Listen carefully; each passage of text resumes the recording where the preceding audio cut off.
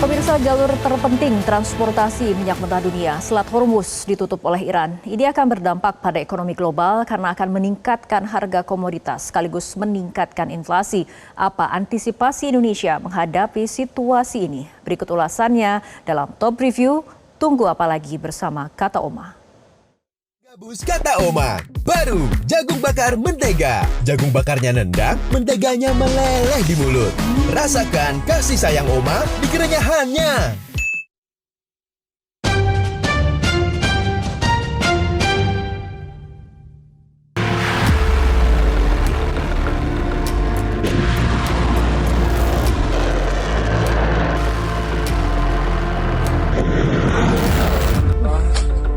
Inilah momen ketika Iran melancarkan serangan terhadap kapal tanker pengangkut minyak mentah yang tetap berupaya melintas di Selat Hormuz.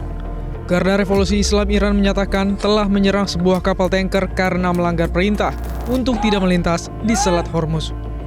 Kobaran api dan kepulan asap tebal terlihat usai IRGC menembak kapal yang melintas secara ilegal tersebut. Oman Maritim menyebut kapal tersebut merupakan kapal yang berasal dari Republik Kepulauan Marshall. Iran secara resmi menutup Selat Hormuz setelah Amerika Serikat dan Israel menyerang negara tersebut. Selat Hormuz merupakan jalur perairan strategis yang menangani sekitar 1/5 dari perdagangan minyak dunia dan volume ekspor gas alam cair yang signifikan dari Qatar dan Uni Emirat Arab. Sekitar 20% dari konsumsi minyak harian global atau 20 juta barel melewati jalur ini. Menteri Energi dan Sumber Daya Mineral, Bahlil Lahadalia memastikan pasokan cadangan bahan bakar minyak nasional cukup selama 20 hari ke depan di tengah situasi konflik yang terjadi di Timur Tengah. Menurut Bahlil, pemerintah terus mengamati dinamika yang terjadi dan menyiapkan langkah antisipasi untuk memenuhi pasokan energi nasional, mengingat Indonesia masih melakukan impor minyak 1 juta barel per hari. Bahlil menyebut pihaknya mengadakan rapat dengan jajaran Kementerian ESDM bersama dengan Dewan Energi Nasional. Meski demikian, Bahlil memastikan cadangan bahan bakar minyak atau BBM nasional dalam kondisi aman.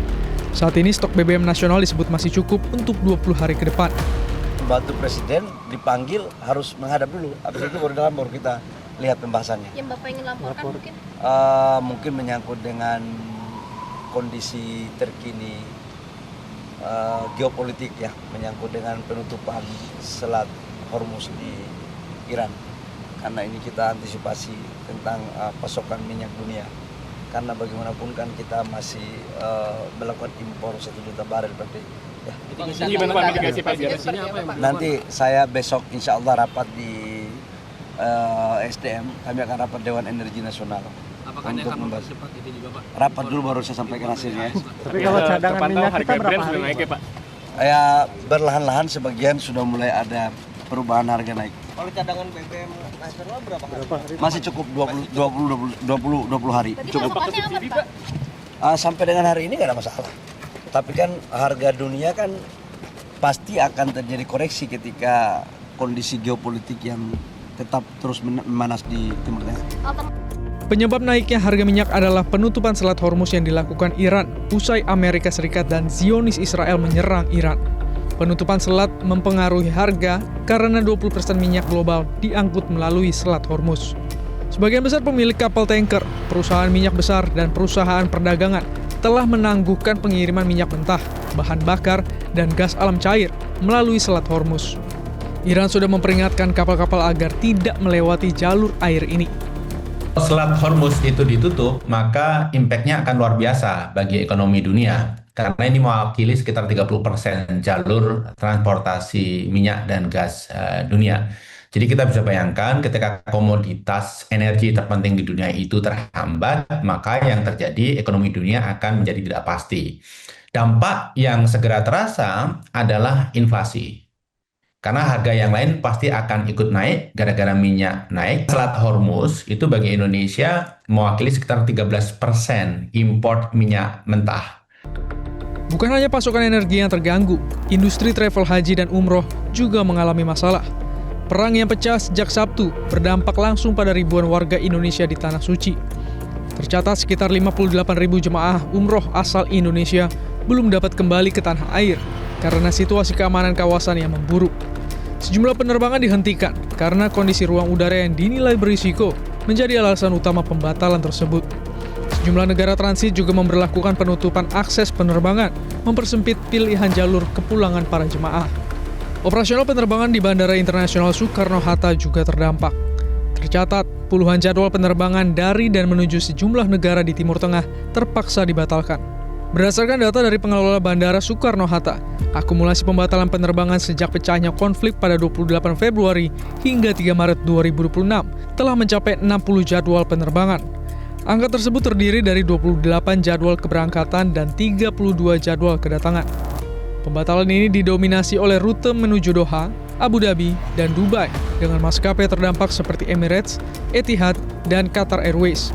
Namun bagi jemaah umroh penerbangan langsung atau direct flight menuju Jeddah masih berjalan sesuai jadwal.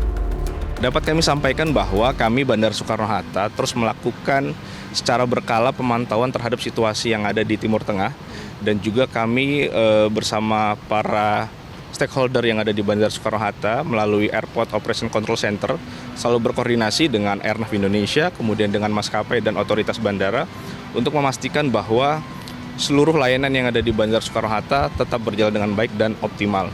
Dan kami juga menyampaikan kepada para pengguna jasa dan juga maskapai untuk dapat memberikan informasi secara cepat dari maskapai kepada penumpang sehingga nantinya penumpang bisa tahu apakah jadwal keberangkatan mereka itu dalam kondisi batal ataupun perubahan jadwal.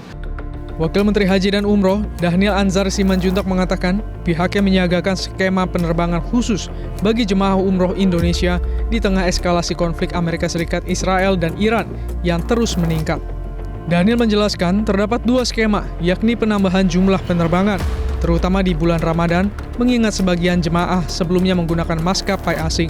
Kedua, skema antisipasi apabila eskalasi konflik meningkat dengan menyiapkan pesawat siaga untuk evakuasi atau pemulangan jemaah. Pemerintah melalui Kementerian Haji dan Umroh terus berkoordinasi dengan Kementerian Luar Negeri untuk memastikan keamanan WNI.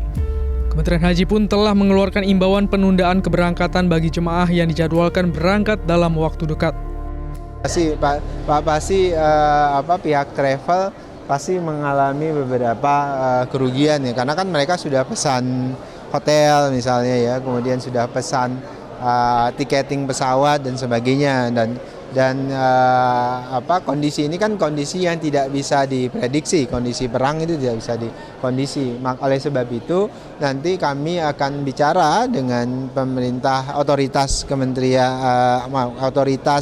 Saudi Arabia terkait dengan perhotelan ya, karena hotel kan di bawah pengawasan Kementerian Saudi Arabia, terutama Kementerian Pariwisata di sana terkait dengan keringanan-keringanan yang bisa diperoleh. Itu rata memang mereka menyediakan opsi pengembalian atau refund kalau yang belum berangkat ya. Termasuk yang sudah ada di sana ketika mereka akan kembali tidak bisa terbang, terutama penerbangan asing yang transit itu juga tersedia mekanisme refund.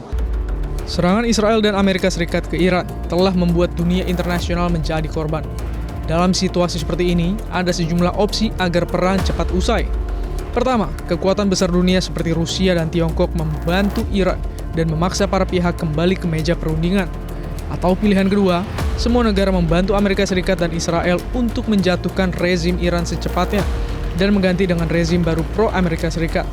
Tapi opsi ini mungkin membuat Tiongkok rugi karena rezim baru hampir akan tidak friendly ke Tiongkok dan pasokan minyak dari Iran ke negara tersebut akan berkurang drastis.